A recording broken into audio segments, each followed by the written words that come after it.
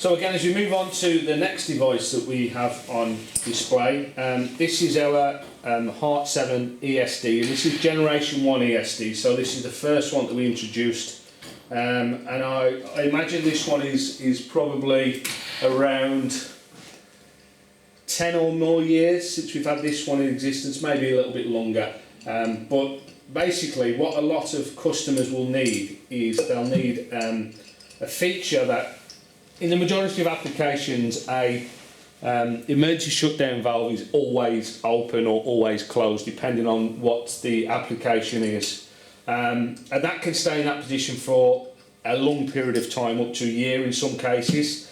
And again, within a lot of legislation, especially in North America, the legislation means that you have to prove that the valve is working correctly, and you have to have some sort of test to enable that. So one of the tests, or one of the ways that we achieve that, is with what we call a partial stroke test.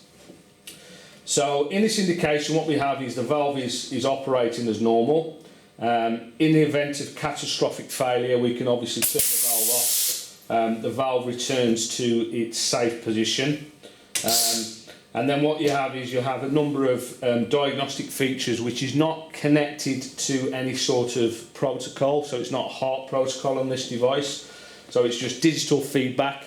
And the way that customers achieve their diagnostic features is through a DCS or a digital control system, and taking some of these sort of signals, digital signals that go back to say whether it's passed, it's failed, if it's diagnostically okay.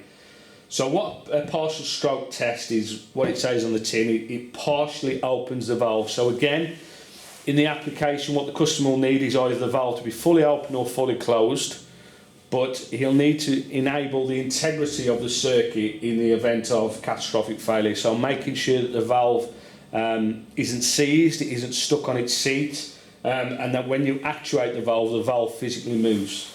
But in most cases that's between 5 and 15% of the range. So what we're going to do is initiate a partial stroke test, and this is an example as from the control room. So I've initiated the partial stroke there. It goes through a number of diagnostic tests to see whether it's passed or failed, and eventually it'll go to a pass or a fail on the device.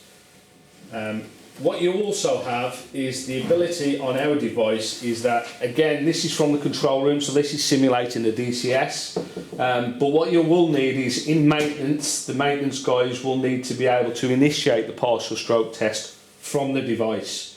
And the way that we enable that is this is a padlockable, so this can be obviously controlled by padlocks and be secure, but this is a cover. And the cover relieves or releases the partial stroke button. So the way to enable the partial stroke test directly at the device is just by enabling that button. So as you can see there, I've pressed the button and that gives me obviously the partial stroke test. It goes through the same sequence. So again, this is generation 1, so this is the first generation of partial stroke. It has some limited diagnostic features but not advanced diagnostic features such as we have with a heart device, but in a little while I'll show you the next generation of our device, which is the Heart ESD PST, the Heart 7 ESD PST device.